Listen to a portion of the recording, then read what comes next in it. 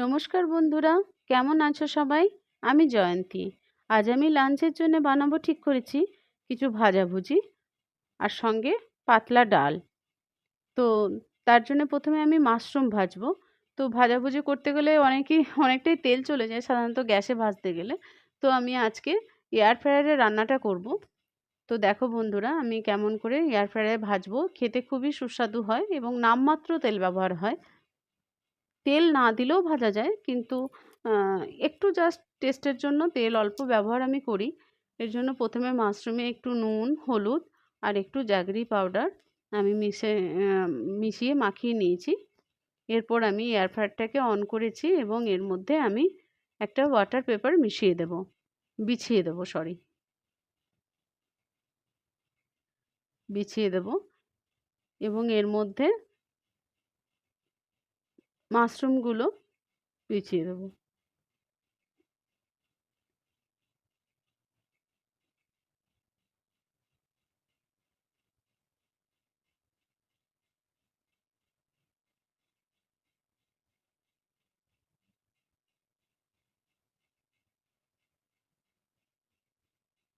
আর একটু olive oil spray করে দিলাম।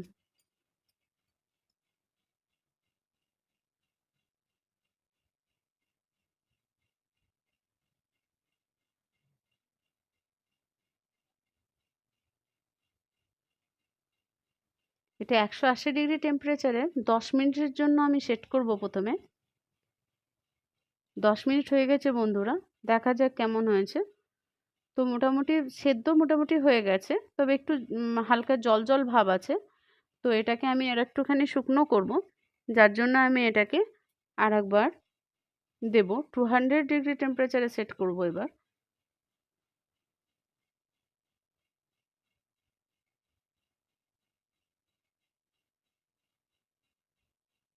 এবং 8-9 মিনিটের মধ্যে দেব।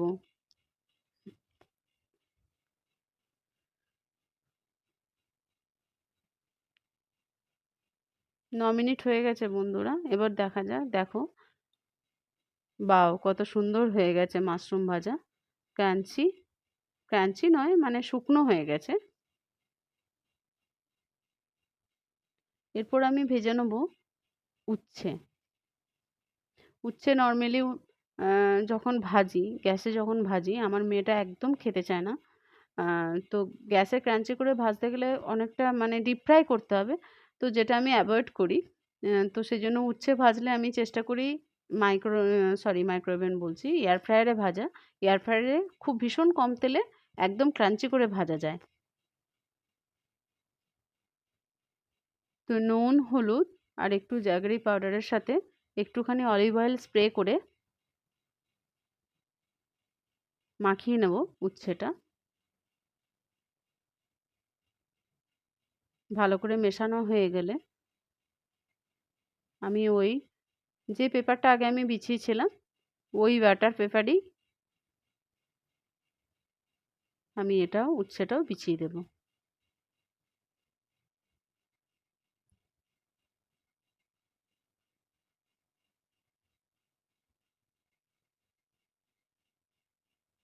এটাও প্রথমে 180 ডিগ্রি টেম্পারেচারে 10 মিনিটের জন্য সেট করব। 10 মিনিট হয়ে গেছে, দেখা যাক কতটা হয়েছে। উচ্ছে প্রায় আমাদের খাবার মতন হয়ে গেছে, কিন্তু মেয়েটা যেহেতু একটু ক্রাঞ্চি পছন্দ করে, তো ও খুশি মনে খেয়ে নেবে, তার জন্য এটাকে আমি আরেকবার দেব। একটু ড্রাই লাগছিল, সেই জন্য একটু মাস্ট করার জন্য আর একটু অলিভ অয়েল দিলাম স্প্রে করে।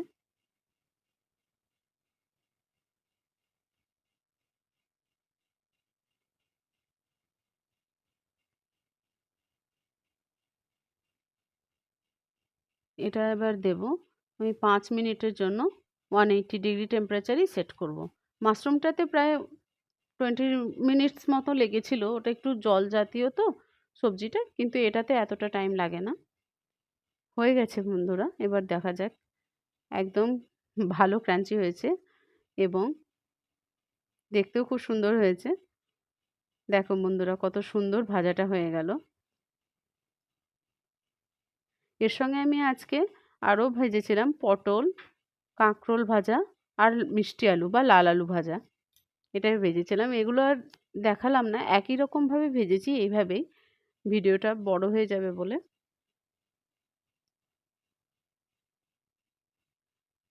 তো এর সাথে বানিয়েছি অড়হরের পাতলা ডাল, আর মেয়ের জন্য বানিয়েছি, মেয়ে শুকনো খাবার দিয়ে খেতে পারে না, যার জন্য মেয়ের জন্য বানিয়েছি পটল বেবি কর্নের আর আলু দিয়ে আর পনির দিয়ে একটা সবজি।